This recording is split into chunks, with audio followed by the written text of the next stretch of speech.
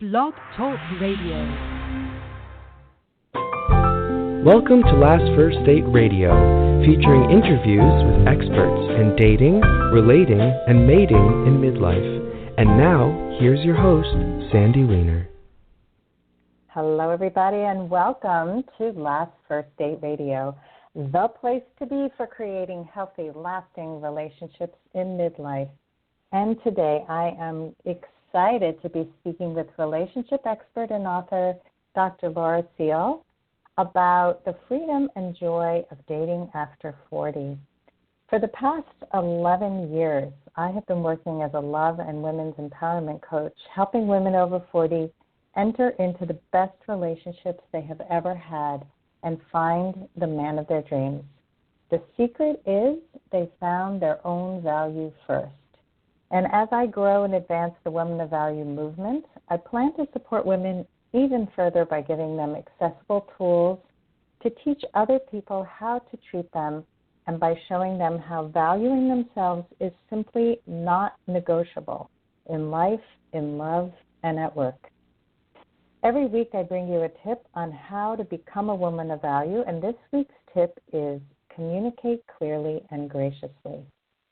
I would say this is number one tip of all the tips that I share, because before I learned how to communicate clearly, I was always frustrated. I felt undervalued. I felt misunderstood. I felt unseen. And what happens to so many of us, especially women, we are not taught to speak up in an empowered way. And we're taught to be nice and to worry about everybody else. But when we take care of our needs first by really knowing what we're feeling, what we're needing, how to set boundaries, it is so incredibly empowering and connecting to the right people, because nobody has to be mind reading. Nobody gets frustrated because you're imploding because you've kept something in for so long and then expressed it. So this is a skill that I had to learn. I've been teaching it for about 13 years now. I absolutely feel like this is a must if you're going to value yourself and have other people value you. But before I bring Dr. Laura on, I just want to invite you to my private Facebook group. It's called Your Last First Date. So if you are not yet a member, when you're done listening to this show, hop on to Your Last First Date. It's in the groups section of Facebook, and we are about 2,600 members strong. This is a group that's heavily monitored. There is absolutely no man-bashing, no unkindness. My guidelines are super clear and really enforced, because I feel that if we are not in a positive, supportive community, it just doesn't work. We don't want to have all of this icky, man-bashing stuff. It just keeps everybody from finding the relationship that they want. It's like a cancer in the group when something like this happens. So join us at Your Last First Date. And now let me introduce our guest. Dr. Laura Ciel is an expert on relationships, emotional intelligence, and living life to the fullest.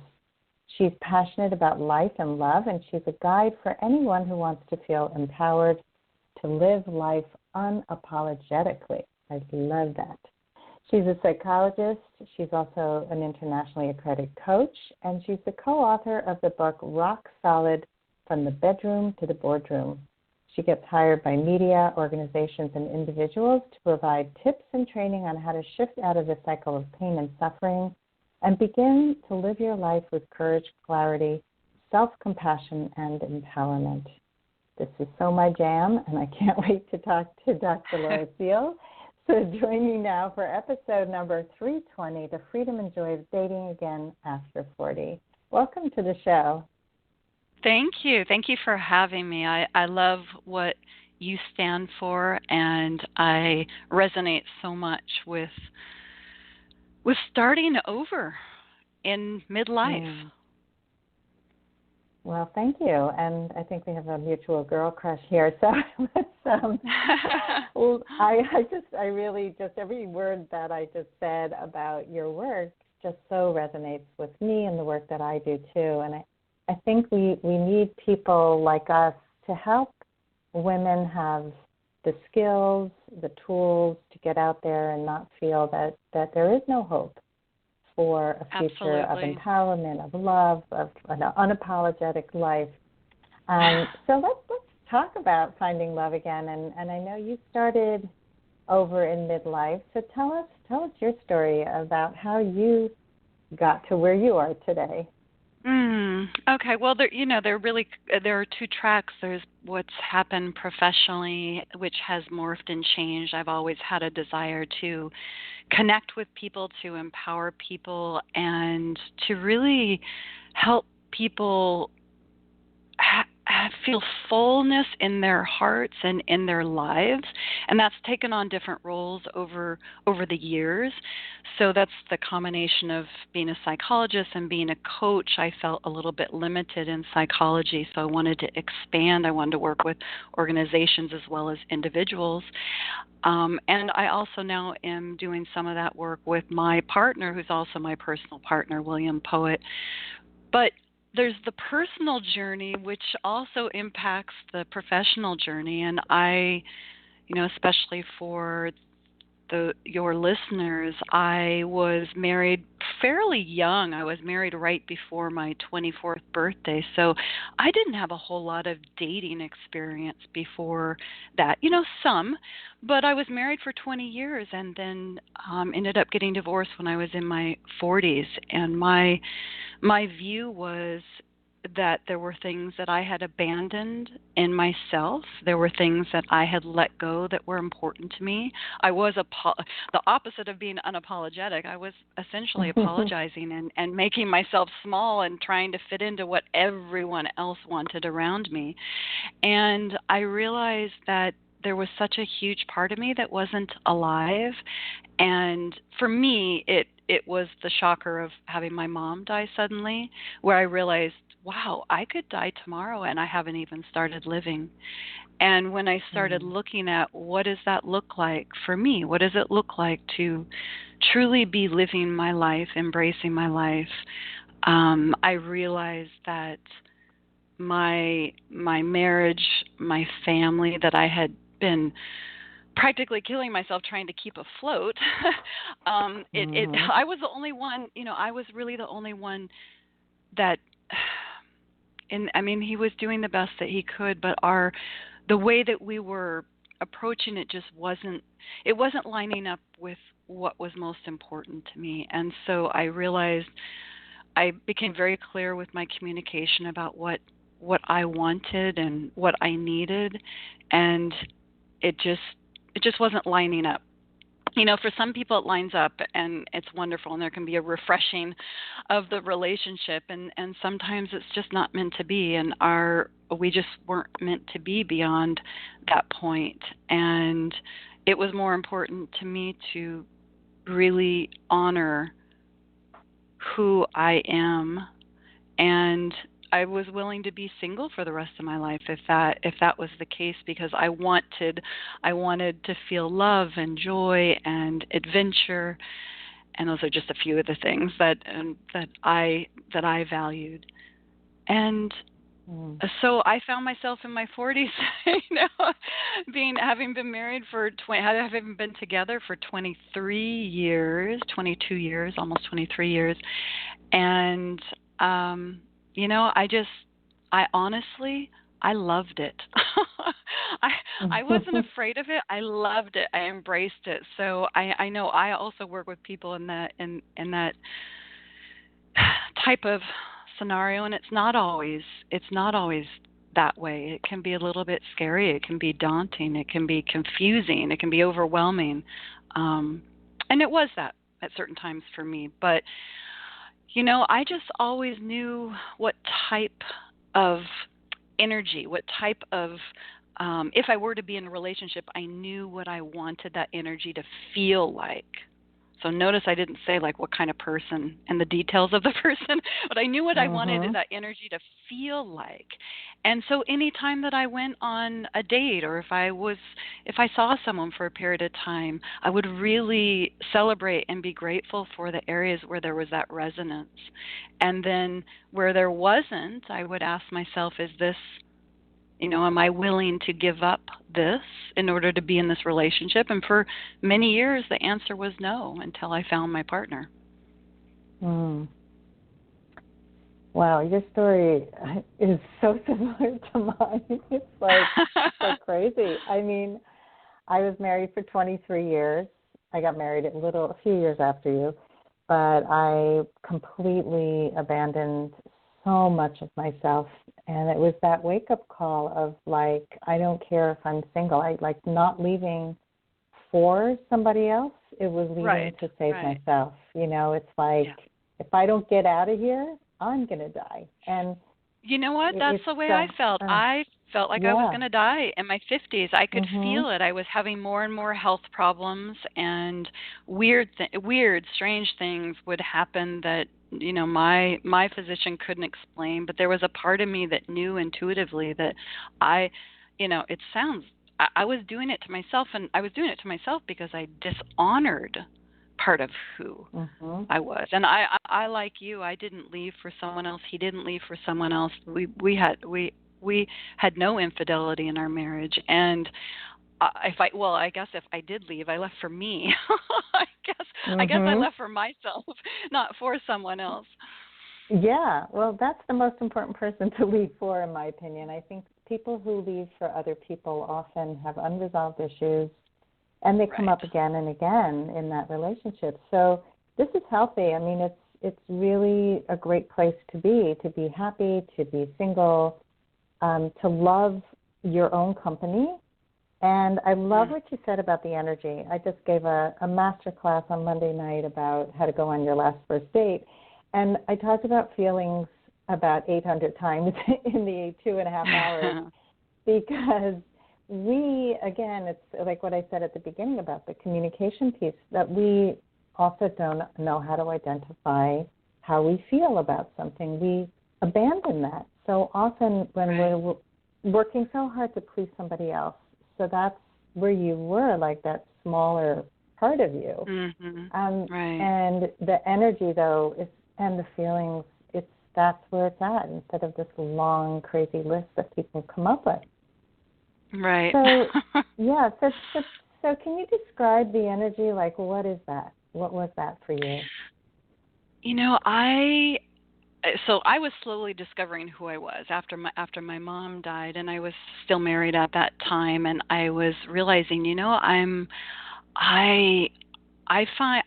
love the feeling of expansion and freedom, and although I have my degrees and I'm very educated and I do well in school, I'm also kind of this quirky, strange, like sometimes I'm just a goofball, and I used to think that those couldn't go together. So I thought, I want to feel free to be all of who I am. So I want to be able to be really goofy and laugh at ridiculous things, and also be able to have these mind-stretching conversations about things that aren't necessarily straight in front of us, but like, what if, and what about this, and what else is happening out there? So I had this, after my mom died, I started having a lot more experiences that I couldn't explain with my more scientific background. So I found myself being drawn to, what is this energy that's beyond what we can see? And I thought, I just want to be able to sit down and talk to someone about all of that and be able to go out and play. I want to make love as passionately and as different as I want to. Like, I don't want to be confined by it looking a certain way. I mean, I guess if you came down to it, all came down to, I don't want to be confined.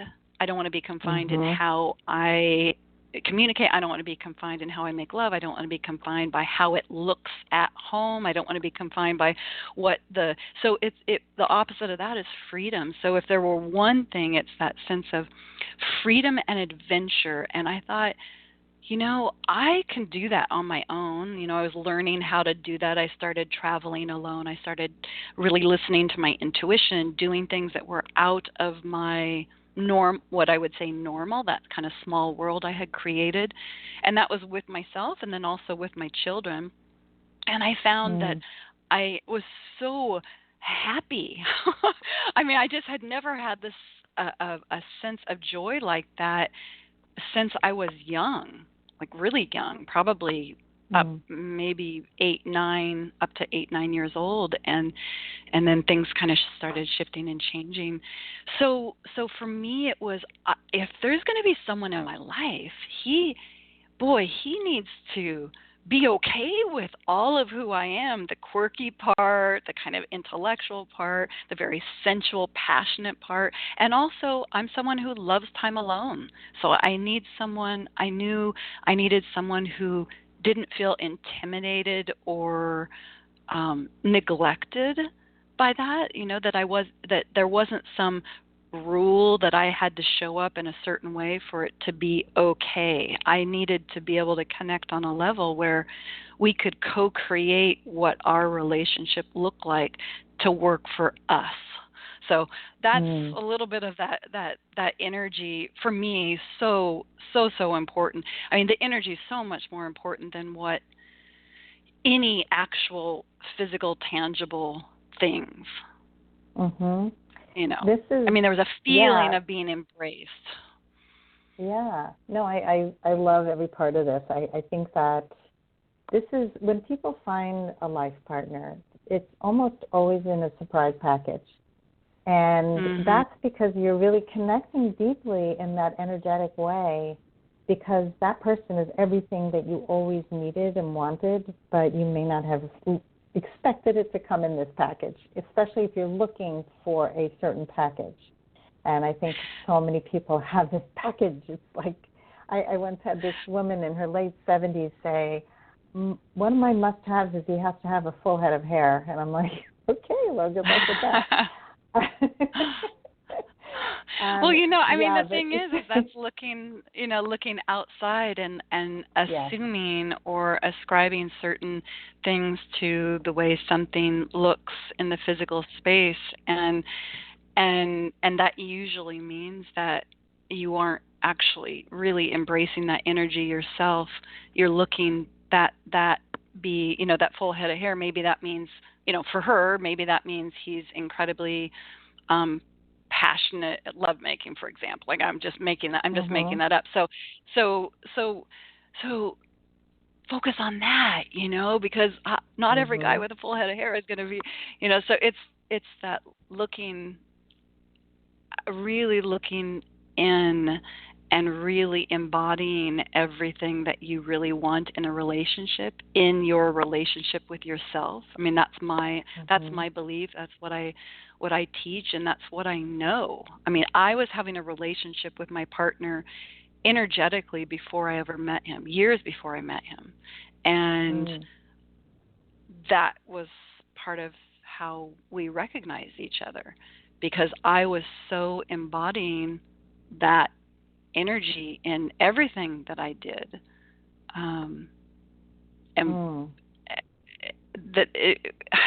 If I wasn't, he wouldn't have seen me, and the same is true if he wasn't. I wouldn't have seen him, meaning energetically seen him. But that's a real hard shift for people. But I know it's true. I mean, I know that it's true. I've seen it happen so many times. But you've got to get away from some external thing being the answer to whatever it is you're missing. You need to really develop that in yourself. Mhm. I had a New Year's Eve party with myself one time. I mean, I had invitations to go out, and I checked in and I thought, no, you know what? This year the kids were going to be with their dad, and I thought, I just need to be with me and celebrate me. And I made an yummy, yummy dinner. I opened a beautiful, yummy bottle of champagne, and I just had a blast. But see, for me, that's what I would want to do with a partner. So at the time, I was doing and being and enjoying everything that I would with a partner. And I was loving it. I wasn't sitting there going, oh, I really wish that I had someone to share this with. I was actually really enjoying myself. And honestly, for New Year's Eve, that's kind of my thing. I like to be home and do something yummy and special at home. So I was doing what I love to do. And now I get to do it with someone else. I love it. I love that you did that for yourself.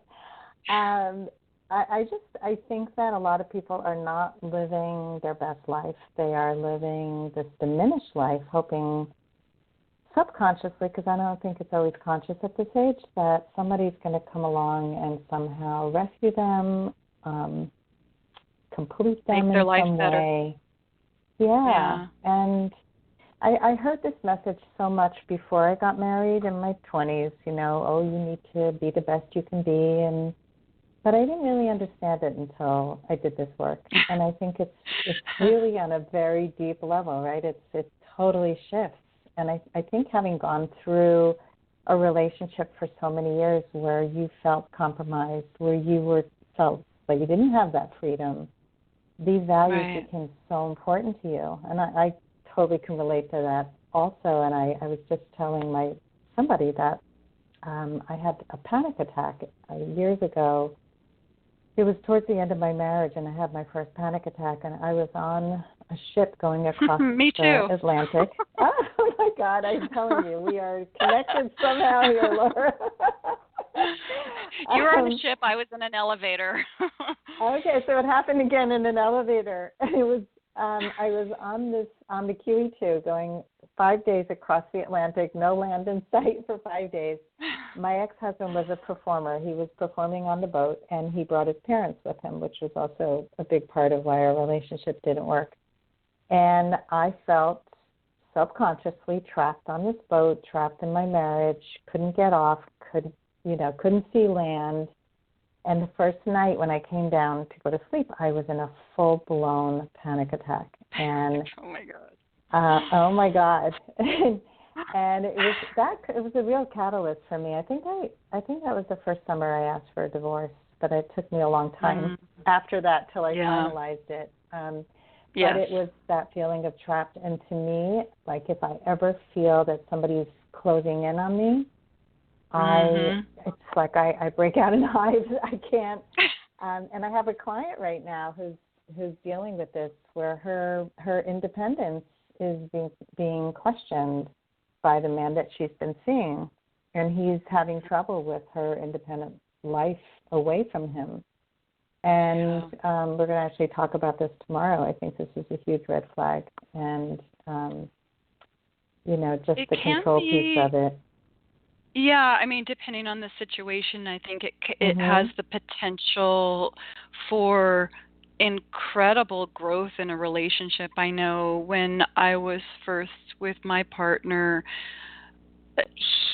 I definitely needed more time alone than he did, and I was, the way I view it is we're always evolving, we're always learning, we're always growing. So it's not like you reach a point you're like, oh, good, done with that.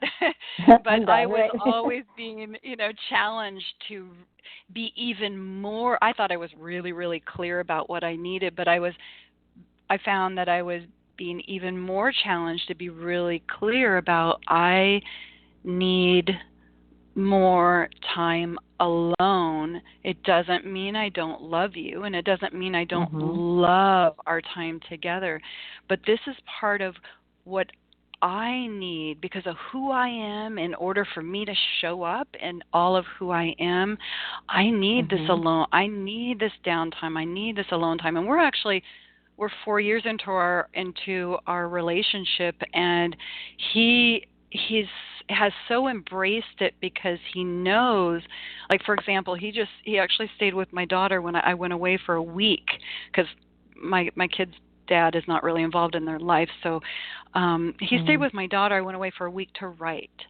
And I still have old stuff about feeling bad and feeling like I'm going to get yelled at. I mean, you're with someone for 23 years. You have these patterns that you still, you're still letting go of them. And I start to tense up and go, I'm taking too much time for myself. I'm, like I need to go back and do this. It's like, no, he said it's good. And 1 week, and I'm writing this book, and for me, it helps to just have time, quiet time where no one is talking to me, where I can just sit down and write and get stuff out. It's part of what helps me in that process. And, we talked about it. I'm so incredibly grateful to him. I mean, he has such trust and confidence in us that I can be gone a week and really limited, phone call, text a little bit, but he really honors that I'm in this process of writing and doesn't take it personally and doesn't go, oh, well, now I need, there's not that, what I would say is that constricting feeling, right? That kind of squashing or constricting feeling. And it's more like, yes, you need this because you need to get this story out, and I want to support that. And it's like, oh, wow. It's incredible. But I will say to anyone listening, you have to be clear, and you have to honor that in you. You can't just expect someone else to just show up and do that. I mean, this took, 4 years of me saying, hey, in order for me to really be showing up the way I want to in this relationship, I need to have this time alone. I need to have this time, maybe with my kids, or this time alone, or this time alone working, whatever the combination is. And then really honoring that and not feeling bad about saying that. Like really saying, I know I can be really cranky if I don't get my alone time. I mean, and who wants to be around that? Exactly. And he knows that now. I mean, he knows that now, but it's not his job. See, that's the other thing. I think a lot of women and men do it too. Expect the other person to, you mentioned mind reading at the beginning, to mind read what they need. No. I mean, how would he know? He's not been with someone like me before. He doesn't know that I had. Right. Well, I mean, I love what you said about honor what you need in yourself first, because so many of us will say, well, that's not so important. And just this summer, my daughter was visiting. She's 30 and has 2 kids of her own, and she lives in Israel, and she was here for 2 months visiting and spent summer with us. And so I would have a lot of conversations with her about clarity and needs. And there was one point where she was trying to not upset my mother, but she was trying to balance her own needs at the same time. And so my mother really wanted her to visit, and she really couldn't do it. And I said, it's so important that you just say, this doesn't work for me. I care about you. I want to see you, but it's really hard for me to put the kids in the car and come to see you. Would you be willing to come to me? No apologies. Absolutely. This is what works for me. And it was hard for her, but she's better now. Like, she really did listen, and that was a gift. But I think that in all of our lives, we have to do this. It's absolutely essential that we speak up and that we know what our needs are and we honor them. We don't give them up for anybody. And it feels so good. I think that's the thing that I think sometimes, I know when I'm talking to people, there's this feeling that it's hard work, right? Like this, oh, I got to focus on this, or oh, I need to do this. Oh, it's hard to hold these boundaries, or it's hard to ask for what I want. There's kind of a feeling of heaviness around that. And it is so incredible, not only a sense of feeling empowered in your life, which is a thrill, but there's also this it feels so good. And yes, it takes some conscious work, because we all have these patterns that don't do that. But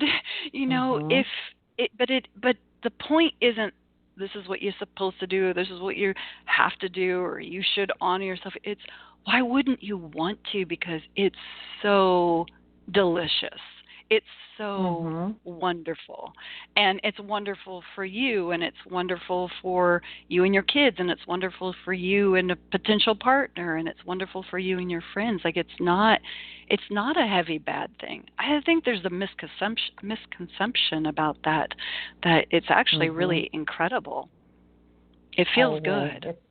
It does, and it brings me back to the word that you used before about freedom. It's like there's an expansion and there's freedom in living in alignment with who you are, with what you need and want. And this really is the core, just to go back to the topic today, which is the freedom and joy of dating again after 40. And I think that it really starts with you, and you live that life, and you honor your needs, and then it becomes easier to recognize if somebody is the right person for you, if you are feeling compromised or not.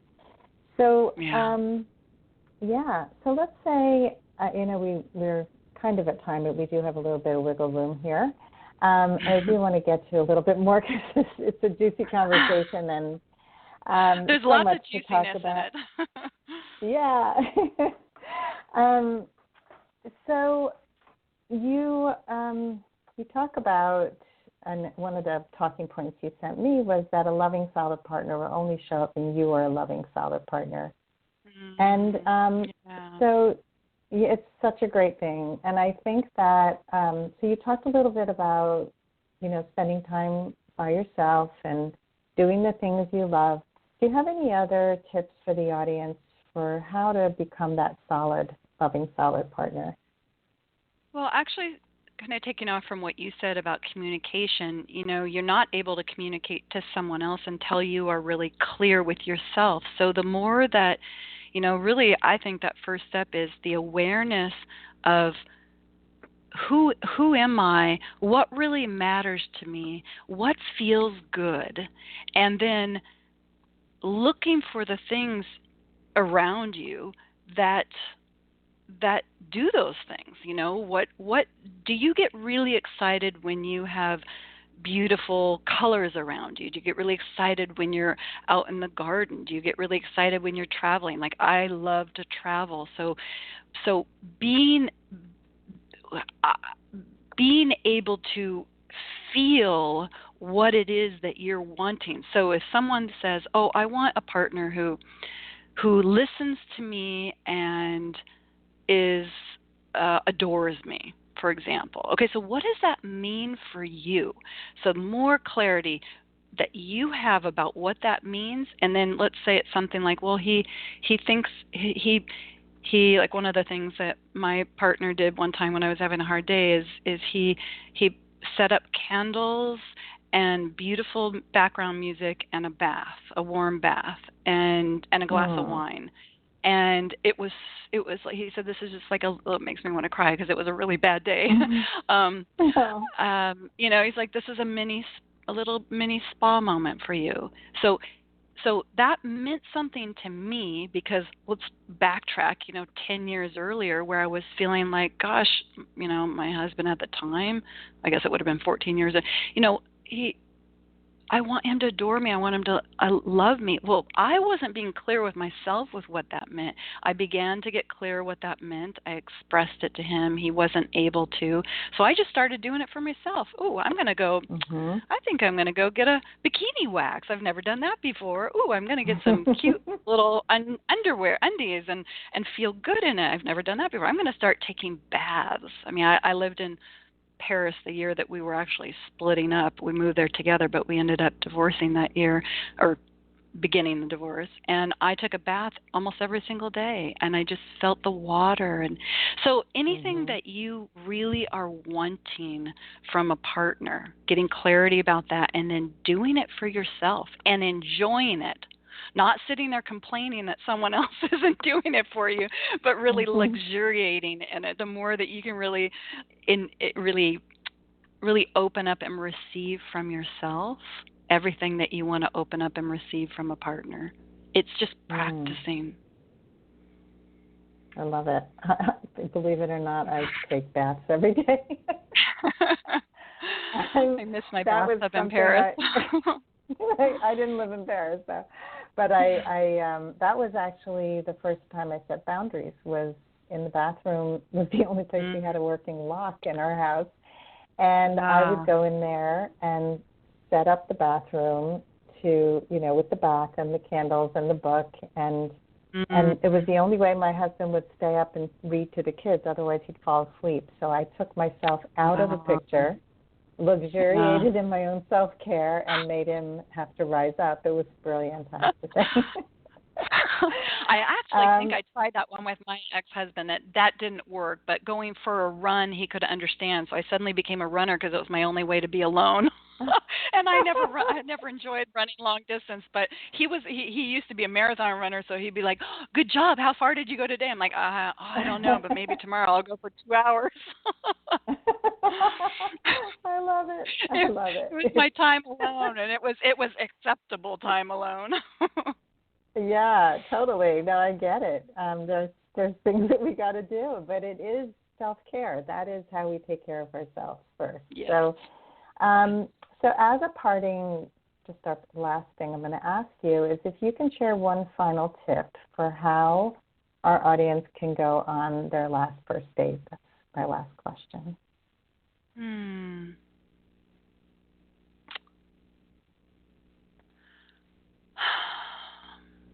You know, I guess, and there's so many different ones, but what I feel compelled to share right now is a lot of times there's anxiety, there's nervousness, there's anxiety around that date, especially if, like you and I, you've been married and you haven't been on a first date for 25 years or whatever, and here you are in your 40s or whatever age where it is different than when we were younger. There's a lot of things that are different than when we were younger, and what I think there's usually so much anxiety, stress, and worry about whether or not honestly, it's usually whether or not the person's going to like you, or if you're going to be seen as someone, a potential partner, or someone who's sexy or beautiful or whatever it is, and there's so much worry about that. My tip I feel compelled to share right now is how about looking at it as showing up in all of who you are, in your beautiful, amazing, womanly glory, however you want to see it, and see whether or not his energy matches with yours. So let go of all of the worry, let go of all the stress, let go of everything, and just go, I'm going out in the world as me. And you know what? If it's the right person, he's going to see me. Because the thing is, if you're worried and you're nervous and you're stressing about how he's going to see you, you're not showing up as you. And if it is your partner, he's not going to be able to see you. So have fun with it. Let go of that stress and worry, and just trust that, you know what? He may or may not be the right person, but if you show up in all of who you are and whatever you're, like I mentioned about me, kind of quirky, goofy, got the intellectual side, got the sensual, passionate side, if in all of who you are, whatever your things, whatever your qualities, and you see if he can hang with you. That'd be my tip for now. I love that tip. I just was telling my class attendants the other night that we usually hope that he'll pick us. Such a common thing. Like, please, I hope he picks me. I hope he chooses me. And they don't realize the power they have in being the chooser. And it is so true that you bring the quirks and the crazy and the, just the silly parts. I think that often people try to be perfect. And perfect is no fun. It's not even real. But it's not fun to hang with somebody who's all buttoned up and trying to get every word right, and you can't see them. Exhausting. No, you can't. I mean, my partner, because of the weird things that I said, that he recognized me. We had like a 8-hour phone conversation was our first I guess you would call that a date, and I asked and he asked, and we said a lot of things that I had never said before on a first communication, date, phone call with someone. It's exactly why we found each other, because we both just showed up totally who we were. And that's, when we look back at it now, we're like, well, what did we say? And why did I ask you that? I asked him a question. I said, "Do you think it's possible to have an orgasm without touching the genitals?" I mean, who asked that on a first date? Well, I can see why he wanted to ask you out. No, but the thing was, I was so sick and tired of men being focused on sex, and I wanted to make love, and I wanted someone who saw other ways of making love besides just the genitals, and it was really important. So that's just one quirky thing about me. It was a really strange thing, and he was like, "Huh, that's interesting," you know. So it led to a whole lot of other. And then he asked me, "Are you truly ready to be loved?" And that sent like fire in my body because honestly, had that been a question even a year earlier, certainly not 10 years early, I wasn't ready to be loved because I hadn't opened up to receive. So there's funny things that so show up because that's the only way your partner is going to be able to see you. And it'll also help bring out the best in him because he's going to relax into your magnetism. Absolutely. So, yeah, it's all good. Well, Laura, this has been amazing. I could talk to you for hours. You are definitely my sister from another mother. I would tell our audience how they can find you. You know what? I'm having so much fun on Instagram right now, but you can find me on Facebook, my website, Instagram, and on Twitter. It's all the same. It's Dr. Laura Ciel, DrLauraCiel.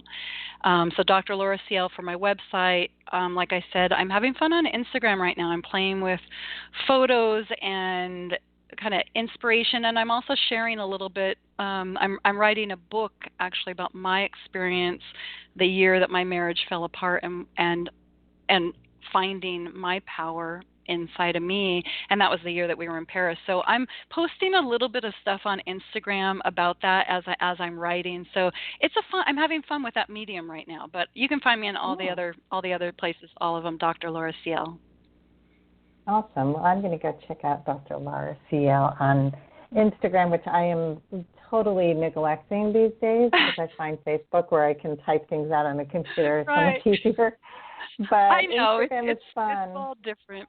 I love the photos, and also my Instagram clips. So for anyone who's not on Instagram, you can go to my Dr. Laura Ciel Facebook page because it automatically posts the Instagram updates on the Facebook page, which I really like because some people do like to stay on Facebook and they're not on Instagram as much. So yeah, it's we have all these opportunities to share and connect with people. It's just finding what works for you. But I try to keep it all the same so that depending on where people are, whether it's just wanting to check out my website or any kind of social media, it's all Dr. Laura Ciel. Great. Well, thank you so much. And this has been Thank you fabulous. for having me. Yeah, you're welcome, and good luck with your new book and with all your endeavors, and continue to do this awesome work in the world. So thank you. Thank you. And thank you for the work that you're doing. Oh, you're welcome. And just thanks to the audience. Thank you for listening today. And if you love this show, please don't forget to leave us a rating and a review wherever you listen, on iTunes, Stitcher, Google Play, FM Player, everywhere. And it really helps our show to grow even bigger and reach more people. So thank you, and I hope you all go on your last first date very soon. Have a great day.